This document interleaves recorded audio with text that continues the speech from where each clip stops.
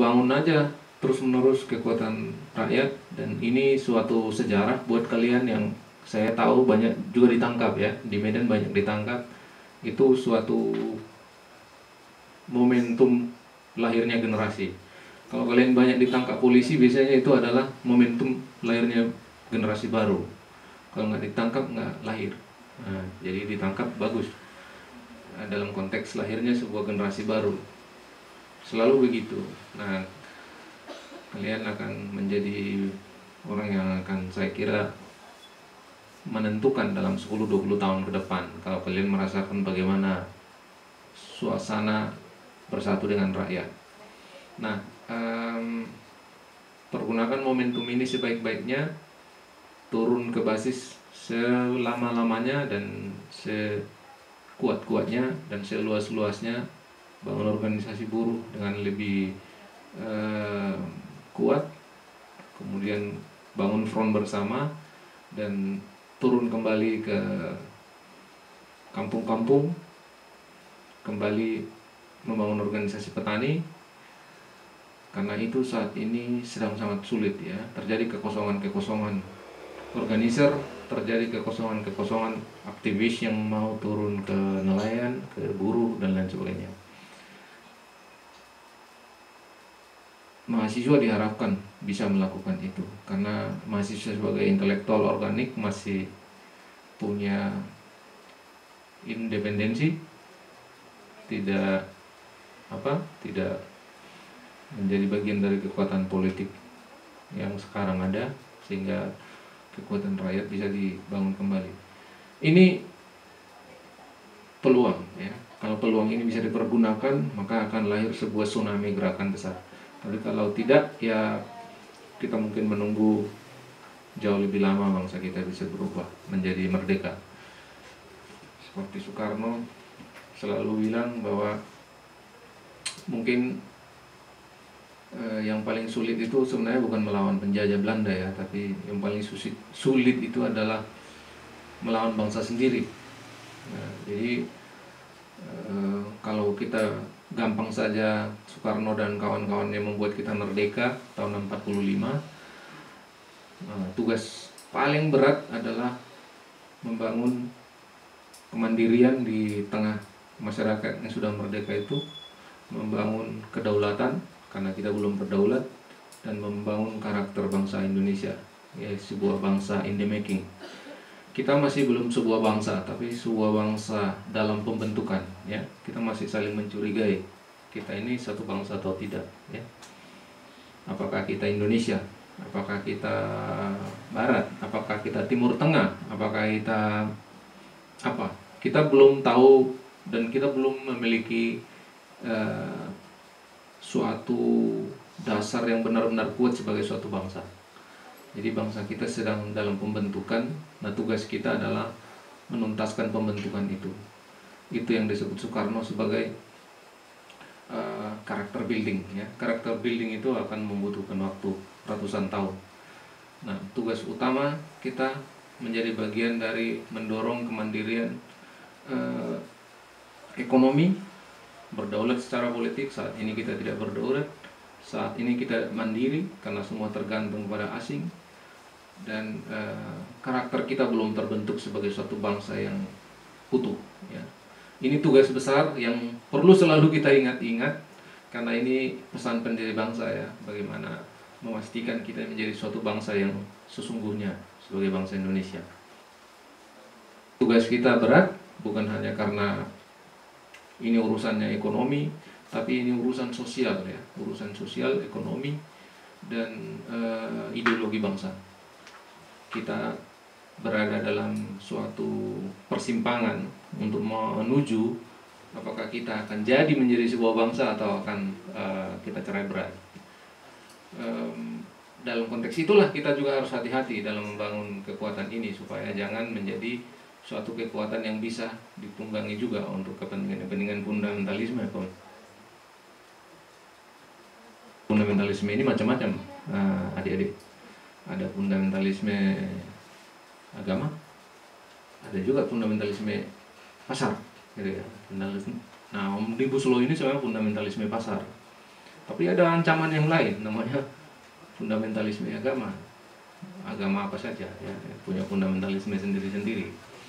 Nah, kita ingin memastikan bahwa karakter bangsa ini bisa terbangun ya, dengan memastikan mahasiswa berada di garda terdepan ya, memimpin pembangunan karakter ini. Karena kalau nggak mahasiswa siapa lagi ya?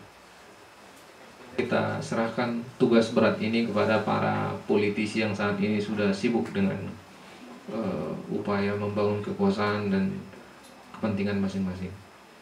Itu pesan peradaban dari aku sebagai abang kalian, kalau masih abang kalian, dari yang sudah berjarak mungkin kita ya sekitar 20 tahunan lebih. Ya, saya sekarang 43 tahun. Saya duga kalian di umur 20-an ke 30. Makasih banyak. Jadi saya generasi 90-an di kampus dulu. Selamat malam, dan saya kira jangan ditambah lagi ya. Terima kasih karena teman-teman juga udah pada capek ketua. Jangan dipanjang-panjangin lagi ya. Terima kasih ya, Berton ya. Kan panjang-panjangin ya karena udah dikode keras ya sama Bang Saurlin ya. Jadi ya memang kita harus selalu berjuang ya. Tadi Martin sama Lusti bilang apalagi sebenarnya yang harus dilakukan ya, terus bersuara. Karena apakah tadi sudah dibahas juga di awal, apakah ada kemungkinan untuk Perpu dikeluarkan? Nggak mungkin. Ya, apakah judicial review bisa dilakukan? Bisa saja, walaupun sebenarnya prosedur undang-undang ini terbit saja sudah melanggar gitu kan. Itu sebenarnya peluang besar kalau MK tidak memihak. Tapi kita juga ragu akan itu gitu. Nah, perjuangan selanjutnya biasanya undang-undang itu peraturan pemerintahnya itu lebih berat daripada undang-undangnya. Perjuangan kita selanjutnya adalah mengawal agar peraturan perundang-undangan yang nanti itu ada sekitar 500-an peraturan pelaksananya nanti yang harus diterbitkan itu bagaimana sedapat mungkin tidak atau meminimalisir kerugian, karena tetap kita akan rugi sebagai rakyat kecil di sini ya, meminimalisir kerugian kita sebagai rakyat kecil. Tugasnya semakin berat ya untuk 500 peraturan pelaksana nanti. Apa yang harus kita lakukan? Terus bersuara, jangan pernah berhenti bersuara. Saya pikir juga momen-momen seperti momentum seperti ini yang telah dilakukan oleh kawan-kawan literasi kopi ya di sini, ini juga adalah ajangnya kita untuk membangun kembali kesadaran kritis kita, mendidik kembali mahasiswa dan masyarakat ya. Itu walaupun saya di sini tidak seberapa, ya, ada juga yang akan melihat di YouTube, akan ada banyak orang yang teredukasi dan mulai terbangun kesadaran kritisnya. Suarakan terus sampai keadilan itu kita dapatkan ya. Kalau kami dalam bahasa hukumnya begini ya, bahkan langit pun akan kita ketuk untuk mencari keadilan itu. Jadi ketika ada suatu peraturan yang tidak ada kepastian, tidak ada kemanfaatan dan tidak ada keadilan kepada masyarakat, mari kita terus berjuang, jangan pernah lelah berhenti berjuang, karena ini bukan hanya untuk diri kita kan, untuk banyak orang. Walaupun saat ini mungkin kawan-kawan yang turun ke jalan itu dianggap sebagai biang keributan, dianggap sebagai anarko, dianggap sebagai pembuat kerusuhan. Tapi yakinlah apa yang kalian taburkan sekarang di perjuangan itu tuh akan ada hasilnya ya, gitu. Terus berjuang. Semangat ya. Ya, itu aja.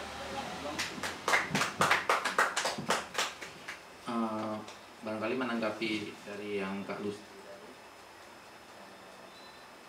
bagaimana media-media yang memberikan tanggapan atau memberikan pemberitaan di